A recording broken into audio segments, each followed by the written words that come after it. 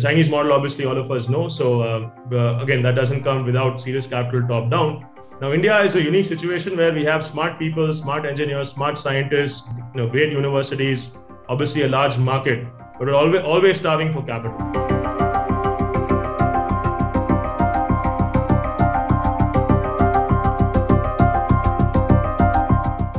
We have three challenges. Number one, let's just only compete with the US and China. No other scale economy is ahead of us. So we have to be number three, number two, or number one only with these two countries. Both of these countries have over a dozen programs to make sure that they are in any technology far ahead of where the rest of the world is. And this is in R&D, this is in adoption, this is in sponsoring the first manufacturing plants. So there has to be a significant and serious capital allocation from the top down.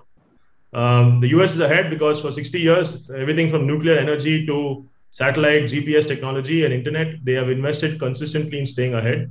The Chinese model, obviously, all of us know. So again, that doesn't come without serious capital top down.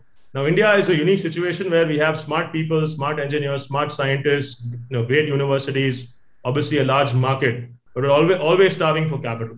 Every university you speak to, you give them even 3 crores more, they're able to work magic. The same IP, the same type of patent will take 10 times that amount in the US. So I think we're underinvested, and it's about time we argue that the government takes important pillars of the economy like mobility and transportation very seriously.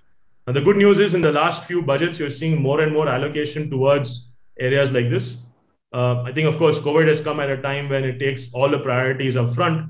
But hopefully, we just like we have invested in space, just like we've invested now in health and hopefully in mobility and energy soon. We hope that there will be more forward thinking, and we need a 30-year plan really. These 5-year planning situations really haven't worked out for us long term. So that's one, and I think unlocking capital for R&D will be an important move. More pragmatically, the Indian government has now become a little bit more invested in giving incentives for product-led manufacturing.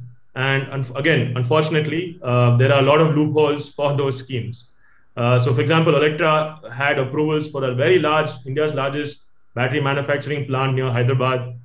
This is before what happened in 2020 with the Chinese and with COVID.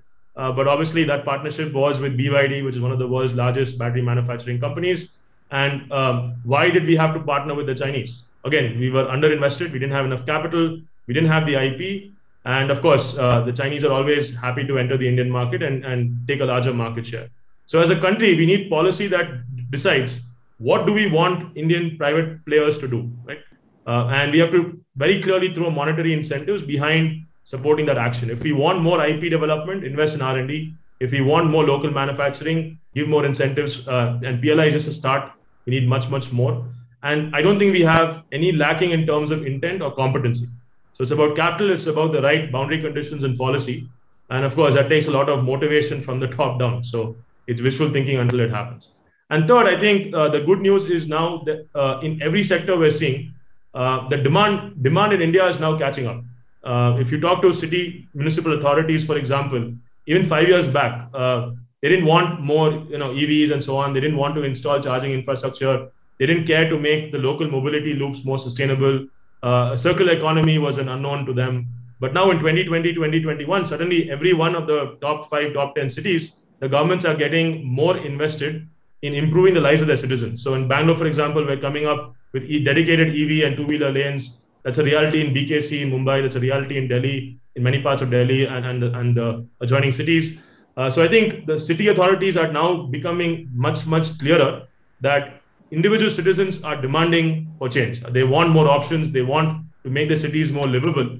And the good news is there's been a cultural awakening where today EV is something a regular citizen knows. They know the benefits. Obviously, a lot of things have to improve, but at least there's an awakening in terms of mindset.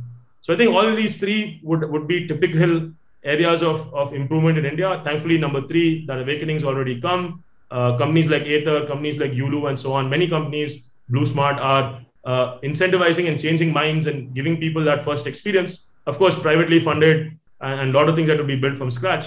But if number 1, number 2 catch up, hopefully we can have a coordinated effort to make this a reality. So again, long way to go, a lot of capital needed, a lot of top-down involvement, but we have to be optimistic, and certainly every day more and more progress is being made.